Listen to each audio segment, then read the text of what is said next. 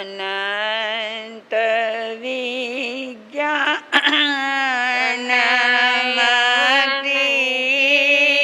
તદો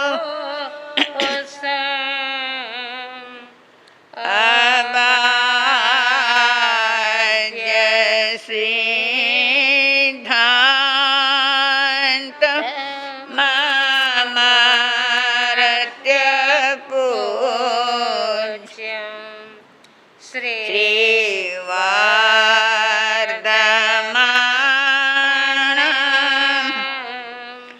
જૈનમાપ્ત મોક્ષમ સ્વયંભવં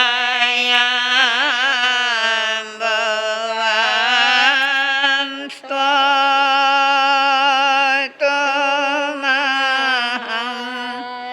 યતિ.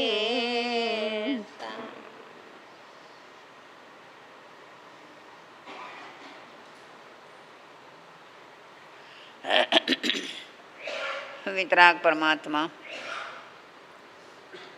અનંત જ્ઞાની અનંત દર્શની પ્રભુવીર જગતના ભવ્ય જીવો સમક્ષ અમૃતમય વાણીનું પ્રવાહ વહાવતા ભવ્યાત્માઓને મોક્ષનો માર્ગ બતાવી ગયા છે. મોક્ષ માર્ગની આરાધના સમ્યક દર્શન, સમ્યક જ્ઞાન અને સમ્યક ચારિત્રથી થાય છે. સાધના કરતા પહેલા સાધન હાજર હોવા જોઈએ. સાધન વગર કોઈ કામ થતું નથી. આપણું સાંસારિક વ્યવહારિક કામ હોય એના માટે પણ જે સાધનો લાગે એ સાધનો જરૂર છે. દરજીનો દીકરો કપડાં સીવવાની શરૂઆત કરે, શીખે, એના માટે એને જે સાધન જોઈએ એ બધા પહેલાં જોઈએ. એમને એમ કરવા બેસે તો શું કરે?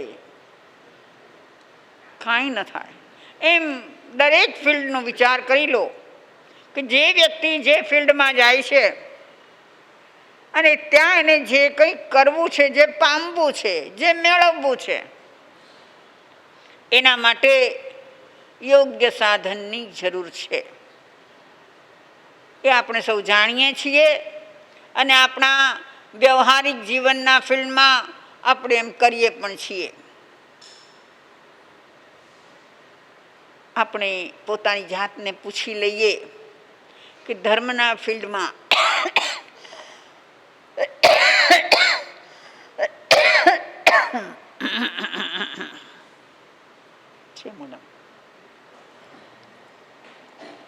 ધર્મના ફિલ્ડમાં આવ્યા પહેલા કયા કયા સાધનોની સગવડતા કરી?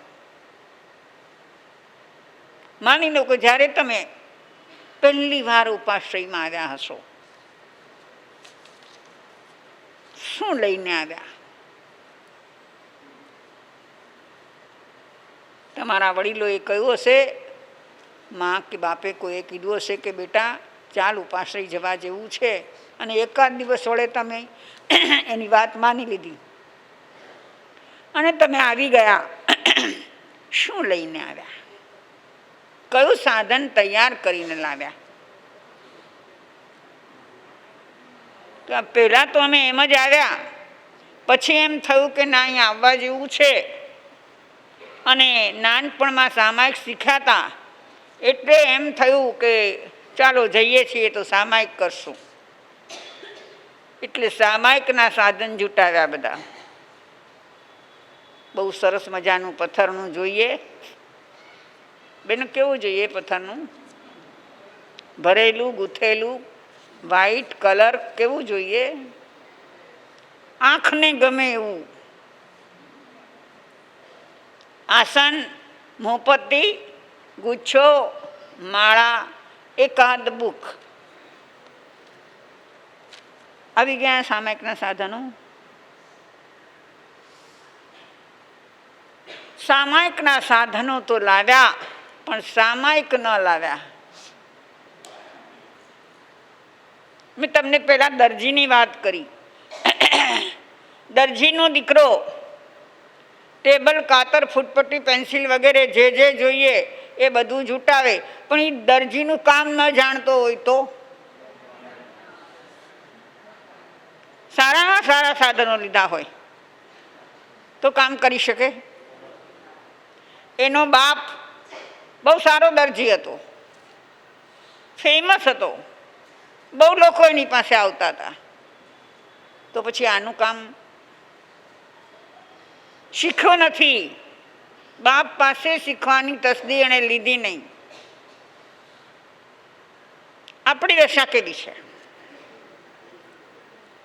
સાધનો તો બધા લઈએ છીએ, વાતો કરતા પણ આવડે છે, કોઈને સમજાવવા હોય તો સમજાવી દઈએ છીએ, પણ ખરેખરી જે વાત હતી, ખરેખરું જે અંતરનું સાધન હતું, એ સાધન તરફ દુર્લક્ષ સેવ્યું. એમ થયું છે કે નહીં? શું કહો છો?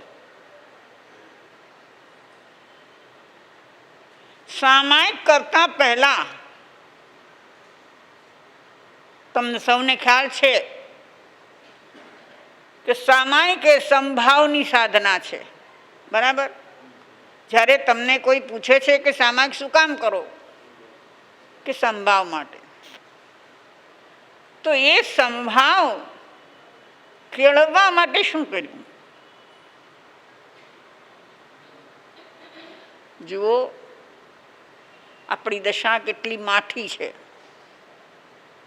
હંમેશા આપણે એવું ઈચ્છીએ છીએ કે મને ગમે એવું કોઈક બોલે, મને ગમે એવું કોઈક આચરે, એના આચરણમાં જરાક કંઈક ફરક હશે તો એ મને નહીં ચાલે, અને કદાચ એ ફરક હશે તો તરત મારું મન દૂષિત થઈ જશે. એક શબ્દ, એક વાક્ય મને ન ગમે એવું આવ્યું સામેથી તો શું થાય છે? પચાવી લઈએ છીએ કે તરત આર્ત ધ્યાનમાં ચાલ્યા જઈએ છીએ? વિચારજો આ વાત. શું કરીએ છીએ? એક જ સેન્ટેન્સ આવ્યું છે સામેથી, ગમે તે XYZ કોઈ પણ બોલ્યું છે, અને તરત આપણું મન અર્થ ધ્યાનમાં ઘૂસી જાય છે. અને એ અર્થ ધ્યાન કેટલું લંબાઈ છે, બરાબર છે? તો આપણે એવી અપેક્ષા કેમ રાખીએ કે મને ગમે એવા શબ્દો મારા કાને પડવા જોઈએ,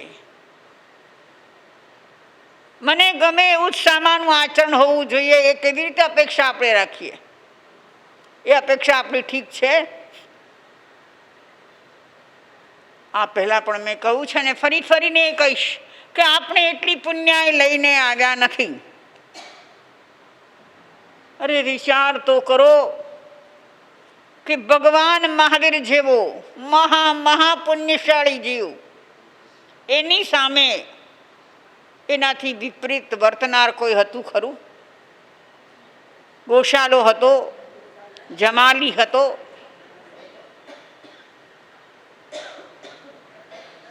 કેમ એમ થયું? તીર્થંકર જેટલા પુણ્ય કોના? કોઈનાય નહીં. એવો મહાપુણ્યશાળી આત્મા કે જેની સેવામાં દેવો છે, ઇન્દ્રો છે, જેને વારંવાર ખમા ખમા ખમા થાય છે, તેને ધરતી પર પગ નથી મૂકવા દેતા. આટલી પુણ્યાય જેની જબરદસ્ત વર્તી રહી છે, એની સામે પણ વિરોધી આવ્યા તો આપણે કઈ વાડીનો મૂળો? પણ હંમેશા એ વિચારીએ છીએ કે એક પણ શબ્દ, એક પણ વાક્ય મને ન ગમે એવું ના આવવું જોઈએ.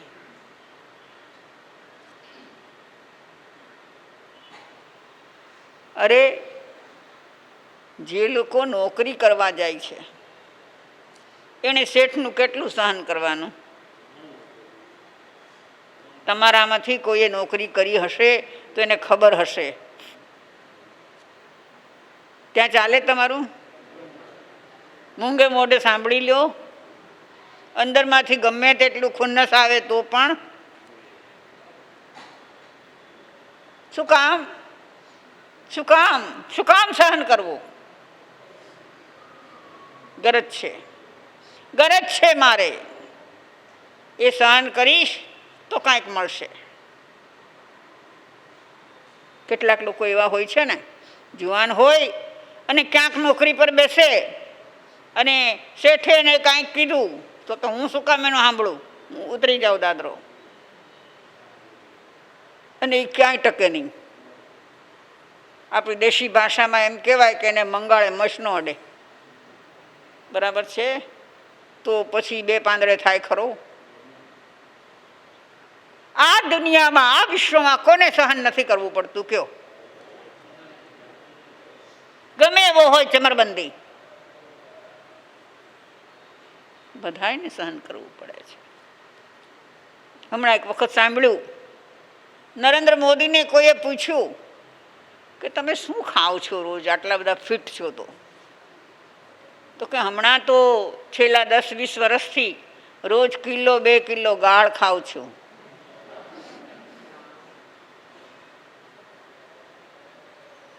એને ગાળો ખાવી પડે કે હા ખાવી પડે? બધા જ એના મતથી સહમત ન હોય તો એને સહન કરવું પડ્યું કે નહીં? વિચાર કરો.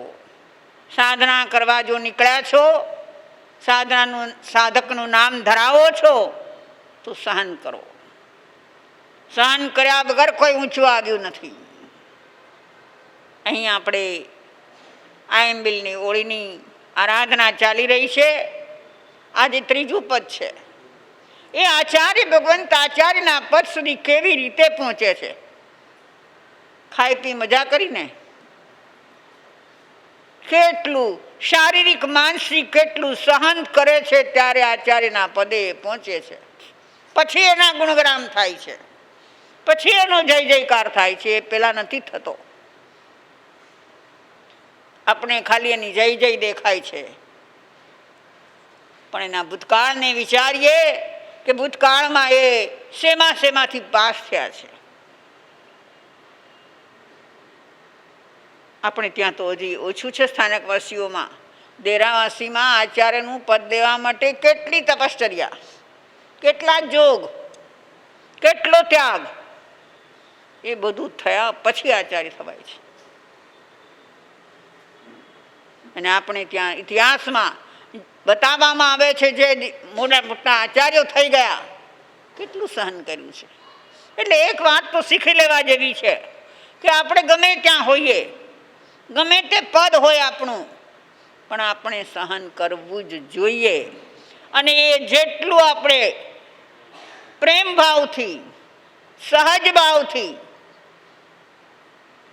લેટકો કરવાની ભાવનાની સાથે સહન કરશું એટલા કર્મોની નિર્જરા થશે. નહીં તો કર્મબંધ વધતા જ જાય. આમ કેમ પ્રશ્ન જ નથી. એ મને મારા કર્મો પ્રમાણે મળે, તમને તમારા કર્મ પ્રમાણે મળે. એમાં કોઈની સામે જોવાની આપણને જરૂર નથી. તો આચાર્ય પરમાત્મા આચાર્યના પદ સુધી પહોંચ્યા, ઘણું સહન કર્યું, પણ પછી સ્ટેબલ થાય છે. આપણે ભગવાન મહાવીરના ભૂતકાળના ભવોમાં પણ એ જોયું. ઘણું સહન કર્યું, ઘણા કર્મો બાંધ્યા, ઘણા કર્મો ભોગવ્યા, અને પછી જઈને સ્ટેબલ થયા છે. દરેક જીવનું એમ જ થાય છે. 84ના પરિભ્રમણમાં કેટલી વાર એને સહન કરવાનું આવે છે. એક વાત સમજવા જેવી છે કે એકેન્દ્રથી લઈને ચોરેન્દ્રિય સુધીના જીવો, નિગોદના જીવો, જેને આપણે કહીએ છીએ કે એને બહુ સહન કરવાનું. પણ એક વાત જરા તાર્કિક વાત છે, તર્કથી વિચારવા જેવી છે કે સહન કર્યું કોને કહીએ? બેનો, તમે સહન કર્યું છે કાંઈ? બહુ કર્યું ને સહન? લગભગ બહેનો એમ કે અમારી સાસરી બહુ આકરી. બરાબર છે? બહુ સહન કરવું પડ્યું. અમે આવ્યા ને પછી આ તો હવે અમે ઊંચું માથું કર્યું. પણ સહન કર્યું કોનું નામ?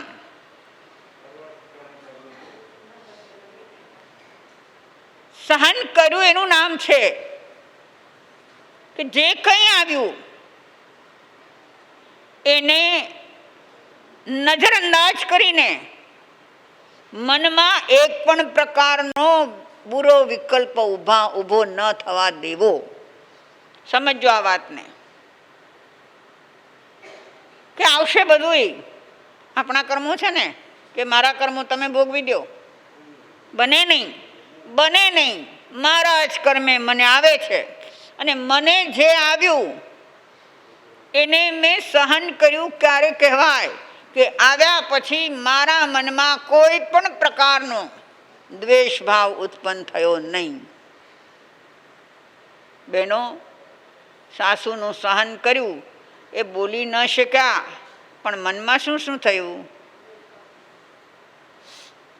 થાય? કે કેટલું થાય કહેવાય નહીં, સહેવાય નહીં એવું લાગે, પણ મનમાં તો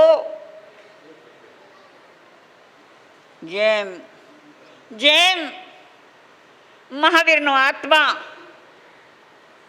18મા ભવની અંદર પેલા શૈયાપાલકના કાનમાં શીશુ રેડ્યું છે, ત્યારે શૈયાપાલકના મનમાં ભાવ આવ્યો છે કે રાજા, આજે તો તું માલિક છો અને હું ગુલામ છું, એટલે હું કંઈ કરી શકું એમ નથી, પણ જોજે એક દિવસ મારો વારો આવશે, જોઈ લઈશ તને હું.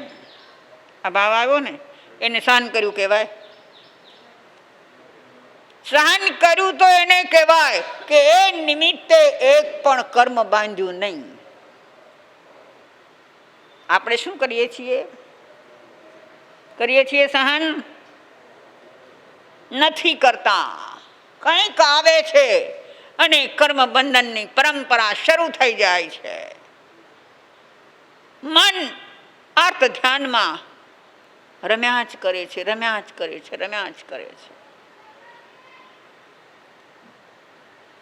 હા, તો સહનશીલતા એનું નામ છે કે જે મનની અંદર પણ એક પણ વિકલ્પ ઊભો ન થવા દે. એવા આપણા આચાર્ય ભગવંત, એ ભગવંત માટે અનુભવીએ સરસ કહ્યું છે, અમલતમ આચાર દારા મેં સ્વયં નિષ્ણાંત હૈ, દીપ સમશત દીપન કે લીએ પ્રખ્યાત હૈ, धर्म शास्त्रों के धुरंधर धीर धर्माचार्य है, प्रथम पद के प्रवर प्रतिनिधि प्रगति से अनिवार्य है. કેવા હોય આચાર્ય ભગવંત? અમલતમ આચાર ધારા મેં સ્વયં નિષ્ણાંત હૈ. આચાર્ય થવું એ સહેલી વાત નથી. એને પોતાની જવાબદારી કેટલી.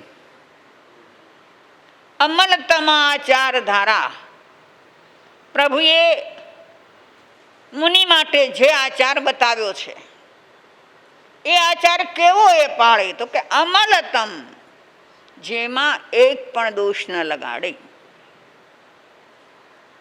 આચાર્ય થયા એટલે એને બધી છૂટ નથી મળી જતી,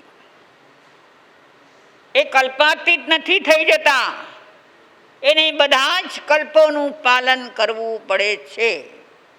એટલે એમનો જે આચાર વિચાર છે એ નિર્મળ છે. સ્વયં નિષ્ણાંત હૈ, પોતે એવો આચાર પાળે, એવે સુધી પહોંચે કે એની પાસે આવેલો જીવ એના આચારને જોઈને વૈરાગી થઈ જાય ને. એટલે કેવું બતાવ્યું, દીપ સમશત દીપ દીપન કે લીએ પ્રખ્યાત હૈ. બહુ સુંદર વાત કરી. હમણાં દિવાળી આવશે, મને ખબર નથી હવે તમે દીવડા પ્રગટાવો છો કે નહીં. પેલા તો આપણે પ્રગટાવતા, ચારે બાજુ દીવા મૂકવામાં આવે. પેલા કોડિયાના દીવા મૂકતા. માની લો કે 100 કોડિયા મૂકવા છે, તો 100 કોડિયા માટે દિવાસળી કેટલી જોઈએ? એક જ, ઓનલી વન. કેમ? દીવે દીવો પ્રગટે, દીવે દીવો પ્રગટે. એક જ દીવો, એક જ દિવાસળી, પછી બીજા 100 દીવા એમાંથી પ્રગટી જાય છે. જુઓ વિશેષતા તો જુઓ આની. તમે આ રીતે કરતા હશો, ક્યારેક કર્યું પણ હશે, પણ એના વિશે વિચાર નહીં આવ્યો હોય. એક કોડિયું જલી રહ્યું છે, કોડિયામાં તેલ પૂરું છે કે ઘી પૂરું છે કે જે કંઈ છે, અને એની પાસે બીજા 99 દીપ પડ્યા છે. એ 99ને જલાવવા છે, તો 99 એમાંથી જલે તો એ પેલા દીપનું તેલ ઓછું ન થઈ જાય? ન થાય? એની જ્યોત નાની ન થઈ જાય? પણ કરવું શું પડે? એક કોડિયું પડ્યું છે, બીજું કોડિયું આવે છે મીન્સ તમે લાવો છો, અને એ કોડિયાથી આ કોડિયાને જલાવવું છે, તો એ કોડિયાને જરાક નમવું પડે ખરું? નમવું પડે કે મારી જેમ અક્કડ ઊભું રહેતો તો થાય કાંઈ? 99 કોડિયાને જલવું છે એનાથી, તો 99 નમવું પડે છે, ઝૂકવું પડે છે. આપણે ક્યાંકથી શીખવું છે, જાણવું છે, સમજવું છે, તો કેવી રીતે સમજાય? વિનય નમ્રતાની સાથે. આપણને જો અંદરમાંથી અહંકાર હોય કે હું તો બહુ જાણું છું, મને બહુ ખબર પડે છે, તો કોઈ દી શીખવાનો નહીં. તો દીપ સમશત દીપ દીપન કે લીએ પ્રખ્યાત હૈ. એ કેવા છે કે દીપની જેવા છે. એક દીપ પ્રગટાયો છે, એ દીપ જેવા આચાર્ય ભગવાન છે કે 100 દીવડાને એ પ્રગટાવી દે છે. કેટલા જીવોને તારી દે છે, કેટલા અંતરમાં શ્રદ્ધા ભક્તિ વિનય જગાવી દે છે. કેટલી તાકાત હશે એમની. ધર્મશાસ્ત્રો કે ધુરંધર ધીર ધર્માચાર્ય હૈ.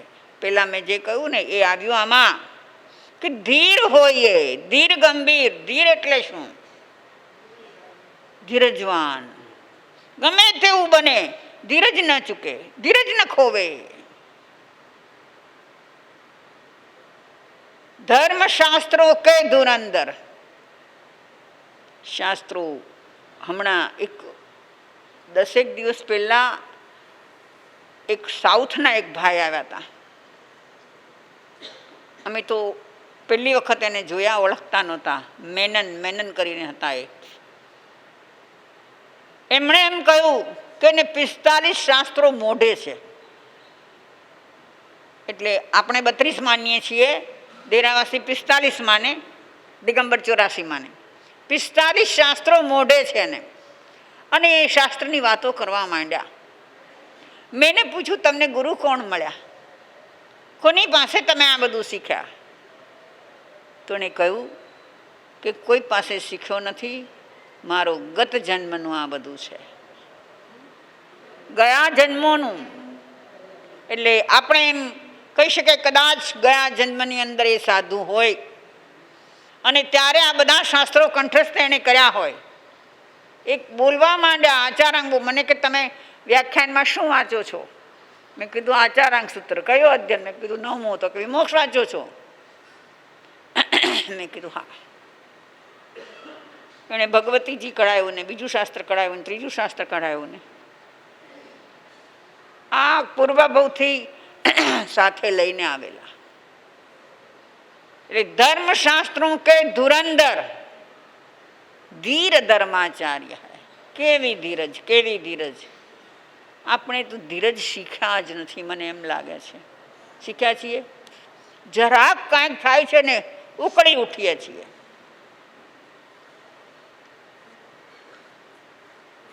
આપણા બધાના મનમાં એક વાત છે કે હું શું કામ સહન કરું, પણ તું શું કામ ન કર? એની સામે પ્રશ્ન એ છે કે તું શું કામ ન કર? કે મેં કોનું બગાડ્યું છે? મેં કાંઈ કર્યું જ નથી, હું શું કામ સહન કરું? નહીં. ખમે એ ભારે, ખમવું તો જોઈએ જ. તો ધર્મ આચાર્ય જે છે એ ધીરજવાન હોય, બધું ખમી ખાય. धर्मशास्त्रों के धुरंधर धीर धर्माचार्य है प्रथम पद के प्रवर प्रतिनिधि. એટલે શું? પ્રથમ પદ કયું? અરિહંત ભગવંત. અત્યારે આ કાળની અંદર અરિહંત પરમાત્મા હાજર નથી. આપણી વચ્ચે અરિહંત પરમાત્મા, તીર્થંકર પરમાત્મા નથી. તો પછી આપણા માટે પૂજનીય કોણ, વંદનીય કોણ, આદરણીય કોણ? આચાર્ય ભગવાન. એટલે પહેલા પદના, અરિહંત પદના, તીર્થંકર પદના પ્રતિનિધિ થઈને આવ્યા છે. કોઈ પણનો પ્રતિનિધિ થઈને કોઈ વ્યક્તિ જાય તો એનું મૂલ્ય કેટલું હોય? જેટલું એના માલિકનું મૂલ્ય. બરાબર છે ને? જ્યાંથી એ વ્યક્તિ આવ્યો હોય એ વ્યક્તિ ભલે સાધારણ હોય, પણ છતાં એ ક્યાંથી આવ્યો છે એટલું એનું મૂલ્ય હોય અને એ રીતે એને સાચવવું પડે. તો આચાર્ય ભગવંત અત્યારે જ્યારે તીર્થંકર પરમાત્મા, કેવળી પરમાત્મા, પૂર્વધર મુનિઓ આપણી સમક્ષ નથી, ત્યારે આપણા માટે ભગવાન એ આપણા આચાર્ય છે. આચાર્ય આપણને તારી દેશે, આપણને સાચો રસ્તો આચાર્ય બતાવશે. અત્યારે જે સાંપ્રદાયિક વિખવાદો થઈ ગયા છે અને એના કારણે જે કંઈ ચાલ્યું છે એની વાત આપણે અહીંયા કરવી નથી. આચાર્યની મહત્તા મારે તો બતાવવી છે. અત્યારે શું થઈ રહ્યું છે એ કહેવાનો આપણને અધિકાર નથી. તો પ્રથમ પદ કે પ્રवर प्रतिनिधि प्रगति से अनिवार्य है. દેખો, આ સમજવા જેવું છે. આચાર્ય ભગવંત ઘણા શાસ્ત્રોના જાણકાર હોય, શાસ્ત્રોના ઊંડા રહસ્યને જાણતા હોય. મને યાદ આવે છે અમારા પરમ દાર્શનિક પૂજ્ય જયંત મુનિ મહારાજ સાહેબ, બહુ વર્ષો પહેલાં અમે જ્યારે ત્યાં ગયા હતા પહેલી વાર 1967માં, 67, અને એ વખતે એ અમને ભગવતીજી સૂત્રની વાંચણી આપતા. અમે 6 થાણા હતા ત્યારે, બાપજી અને અમે બધા હતા.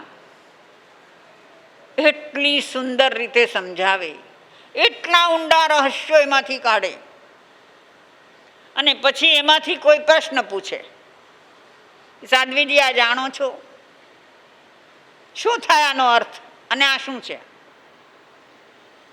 અમને સૌને જે સૂજે, બાપજી, હું, જસુભાઈ સ્વામી, અમે બધા હતા, અમને જે સૂજે અમે જવાબ આપીએ, અને અમને એમ જ થાય કે મારો જવાબ તો સાચો જ હશે. આપણી મેન્ટાલિટી હોય છે. આપણા દરેકની મેન્ટાલિટી આ હોય છે કે હું બહુ સમજું છું, મને બહુ ખબર છે, એટલે એમ થાય કે મેં કીધું એ તો બરાબર જ હશે. અમારા 6માંથી કોઈનું સાચું ન પડે. ગુરુદેવ કોઈ અલગ જ અર્થ કાઢે એનો, ત્યારે અમારું ટ્યુબલાઇટ થાય, ચમકારો થાય કે હા, વાત તો બરાબર છે, ગુરુદેવ કે છે એમ જ છે. આ શક્તિ હોય એમનામાં. ભલે આપણા ગુરુદેવે જયંતિલાલજી મહારાજ સાહેબે આચાર્ય પદ લીધું નહોતું, એમને આચાર્ય પદની હોશ પણ નહોતી, મહત્તા પણ નહોતી, એમને આચાર્ય થવું પણ નહોતું. ઘણાએ એમને પ્રલોભનો આપ્યા. કાઠિયાવાડવાળા આવ્યા, ક્યારની વાત કરું, 1968, જગજીવનજી મહારાજ સાહેબનો સંથારો. કાઠિયાવાડથી વિરાણીને, કામાણીને, હેમાણીને બધા આવ્યા અને એ લોકોએ કીધું કે મહારાજ સાહેબ હવે કાઠિયાવાડ પધારો, અમારે બહુ જરૂર છે, આપ ત્યાં પધારો તો અમે આપને આચાર્યનું પદ આપીએ. મહારાજ સાહેબ કે મને પહેલાં તો પ્રલોભનની જરૂર નથી, મને તમે આ પદનું પ્રલોભન ના આપો. પણ વર્ષો થઈ ગયા, કાઠિયાવાડની ભૂમિ છોડી દીધા, હવે અહીંના સંસ્કારોથી સંસ્કારિત થઈ ગયા છીએ, એટલે હવે આ ખોળીએ તો આવવાનું નહીં થાય, બીજું ખોળિયું ધારણ કરશું તો જોશું. ન પધાર્યા. આચાર્ય પદનું એમને મન મૂલ્ય તો હતું, પણ પોતે આચાર્ય પદ લેવું એવું ન હતું. धर्मशास्त्रों के धुरंधर धीर धर्माचार्य है. प्रथम पद के प्रवर प्रतिनिधि. प्रवर उत्तम में उत्तम, प्र प्लस वर, वर એટલે ઉત્તમ, શ્રેષ્ઠ, અને વિશેષે કરીને, પ્રકર્ષે કરીને જે શ્રેષ્ઠ છે એવા આચાર્ય ભગવંત. અરિહંત ભગવાનની ગેરહાજરીમાં જો કોઈ એમનું શાસન નિભાવી શકે તો એ આચાર્ય નિભાવી શકે. ભગવાન મહાવીર નિર્વાણ પધાર્યા પછી કોણ થયા શાસનના ધણી, પાટના ધણી? સુધર્મા સ્વામી. એ વખતે એ આચાર્ય જેટલી કક્ષામાં હોય. તો આવા આચાર્ય ભગવંત પહેલું તો આપણને એ ધીરજ શીખવે છે કે ધીરજ ધર. જ્યારે આચાર્ય ભગવંત આપણને કહે કે ધીરજ ધર, ત્યારે આપણે શું જવાબ આપીએ? શું જવાબ આપીએ? કે મહારાજ, અમારી જેવી પરિસ્થિતિ થાય ત્યારે તમને ખબર પડશે. વાત કરવી બહુ સહેલી છે, પણ વર્તનમાં લાવવું બહુ અઘરું છે. નહીં બેનો, તમને પૂછું, તમારે એકદમ નાનું બાળક હોય, સાવ જ નાનું બાળક, બાળકને ઉછેર તમારે જ કરવાનો ને. એ કદાચ બીમાર પડ્યું અથવા તો બાળક બહુ રડતું હોય તો શું કરો?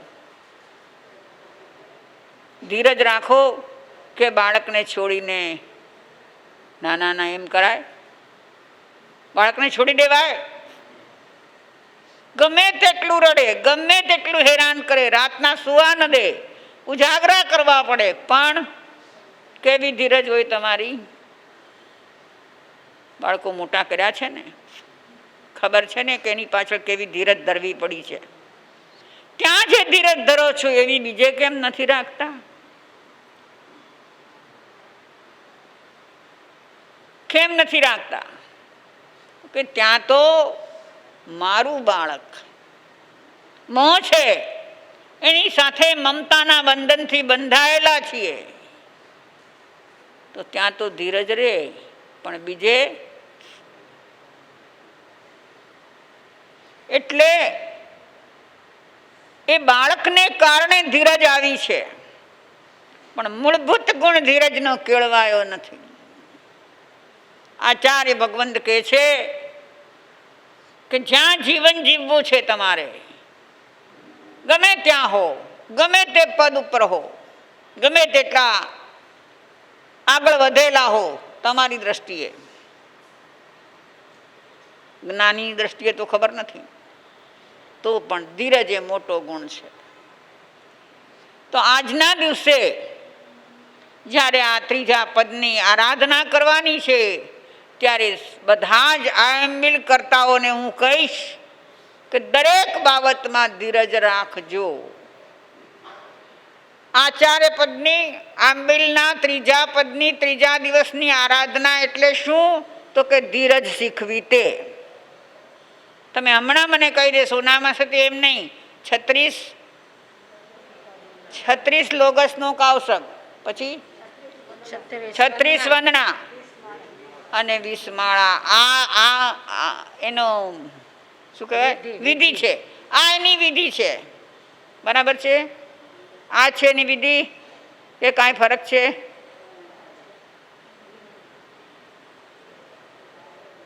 આંબેલ કરવા બેસશો અને રોટલી ઠરેલી આવશે,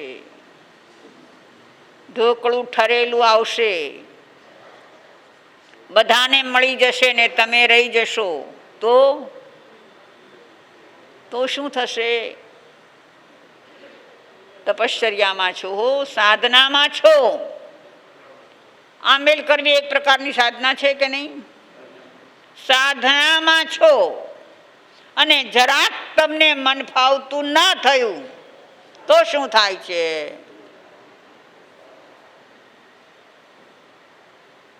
તો આચાર્ય પદની આરાધના કૌવાને તમારે જ વિચારી લેવાનું છે કે આયંબિલ કરતા કંઈક પણ થાય આગું પાછું અને મારું મન જો ઉશ્કેરાઈ જાય, મારા મનમાં શાંતિ ન રહે તો મારી આજની આંબેલ ફોક છે.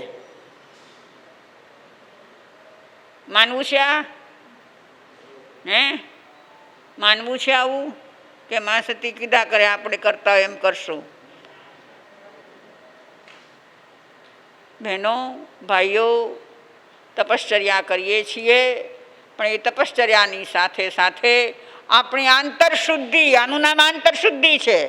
આપણી આંતરશુદ્ધિ જેટલી જોઈએ એટલી જો નથી તો કામ બનતું નથી.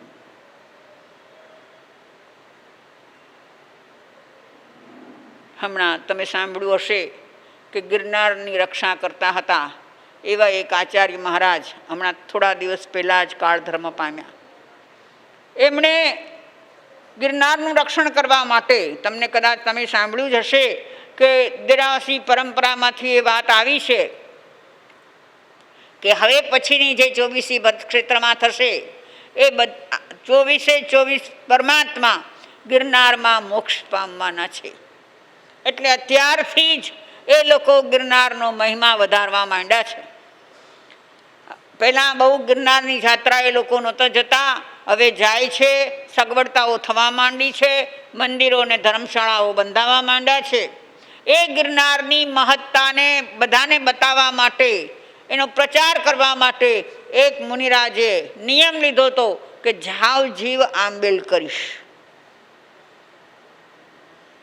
અને રોજ જે ગિરનાર ચડે, બહુ આકરો છે એવું ગિરનારનો પહાડ, રોજે ચડે, સવારે ચડ્યા હોય, બપોરે ઉતરે અને પછી ગોચરી લેવા જાય.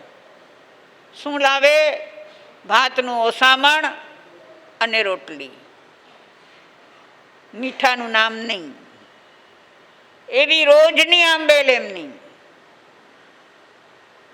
એ મુનિની ધીરજ કેટલી હશે! 1:30 વાગે 2 વાગે નીચે ઉતરે અને પછી કોઈના ઘરે ગોચરી માટે જાય.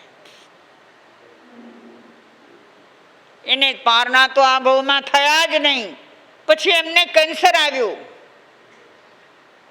ભયંકર પીડા આવી શરીરમાં, પણ એણે આંબેલના પારણા કર્યા નહીં. એના ગુરુ કહે છે કે મારા એ મુનિને તો આવતે ભવે પારણું થશે. કેવી ધીરજ! બીમારીમાં પણ એ જ પોતાની પ્રતિજ્ઞાને વળગી રહ્યા. આવા મહાપુરુષોની વાતો સાંભળીને આપણે આપણામાં કંઈક જોઈએ. એ ઓસામણ અને રોટલી ખાતા હતા. આપણે એક દિવસ એવી આંબેલ કરવી છે બહેનો. આખી હોળી કરનારને પૂછું છું, છૂટી કરતા હોય એ પણ કરી શકે છે, આખી હોળી કરતા હોય પણ કરી શકે છે. ભાતનું ઓસામણ અને રોટલી કરશો કે ઢોકળું જોઈએ છે, દાળ ઢોકળી જોઈએ છે, ખીચું, ભેળ, મરી મસાલા, શું શું જોઈએ છે. ભલે તમે લો છો પણ અંતરથી સ્વીકાર કરો કે આ જે હું કરું છું એ યોગ્ય નથી, આનાથી આગળ વધવું છે. મેં વિગય બધા છોડી દીધા. આંબેલમાં વિગય હોય? હા બેને, એક વાત મને યાદ આવી.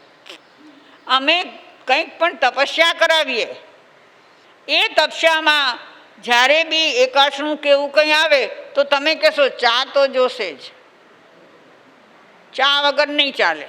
તો આંબેલમાં ચા પીઓ છો ને? નથી પીતા? નથી આપતા ભાઈઓ તમે અમને? કેમ? તમારે તો જોઈએ જ છે. દત્તાબેન, મારી ભાવના એવી છે કે આ પાખી પતે એટલે ચંદનબાળાના અઠમ કરાવવા છે.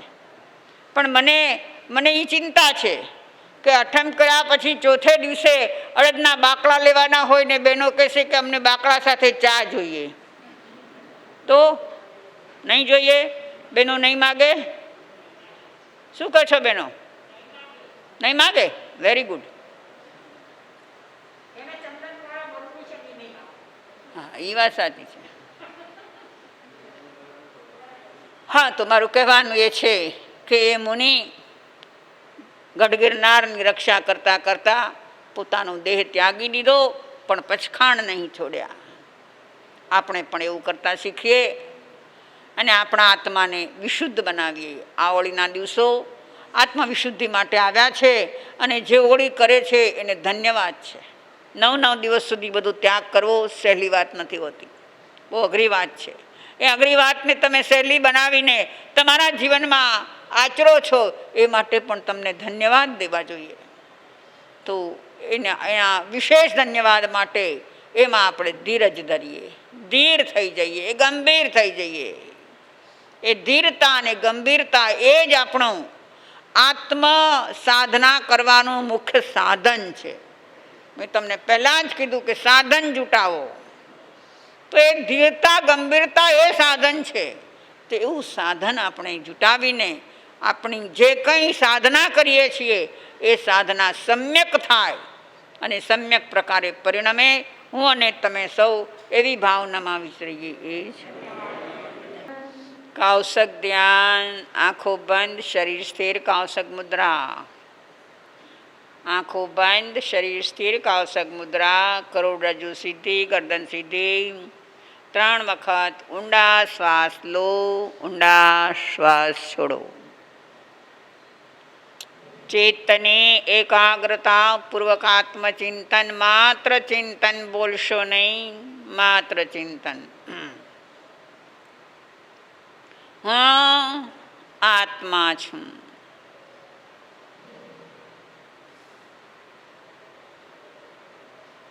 અનંત શક્તિનો સ્વામી હું આત્મા.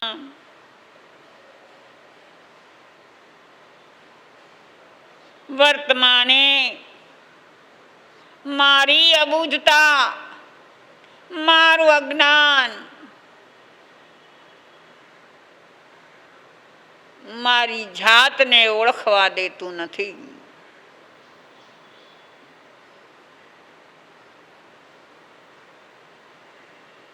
અહમથી ઘેરાયેલો હું.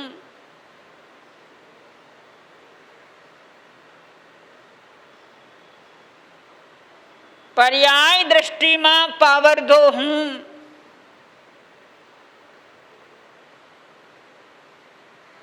મારી જાતને કંઈક વિશેષ માનીને જીવું છું, એટલામાં સંતોષાઈ જાઉં છું, જેથી આત્મભાવે રહી આત્માભિમુખ થઈ આત્માનો સ્પર્શ કરી શકતો નથી. ગુરુ શરણમાં રહી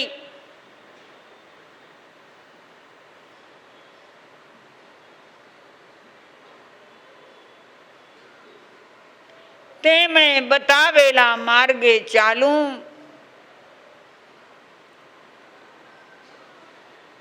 મારી શક્તિઓને ઓળખું અને હું દેહાધ્યાસથી બહાર નીકળી આત્મભાવમાં બિરાજું.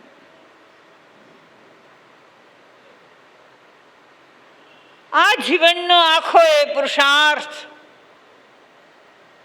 આત્માને પામવા અર્થે છે.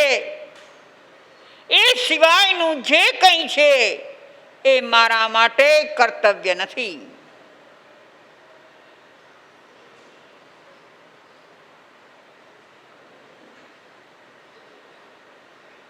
હે પ્રભુ, મને એવી શક્તિ અને ભક્તિ મળો કે હું તારા માર્ગે ચાલી શકું,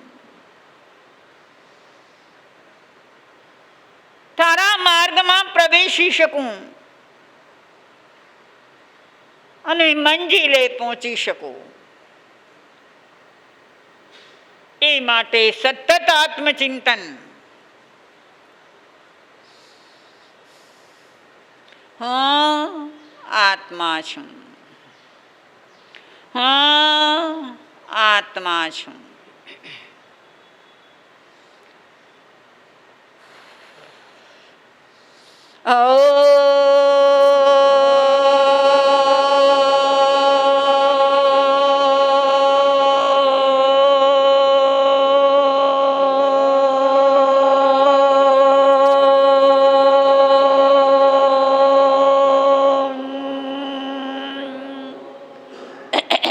શાંતિ શાંતિ શાંતિ.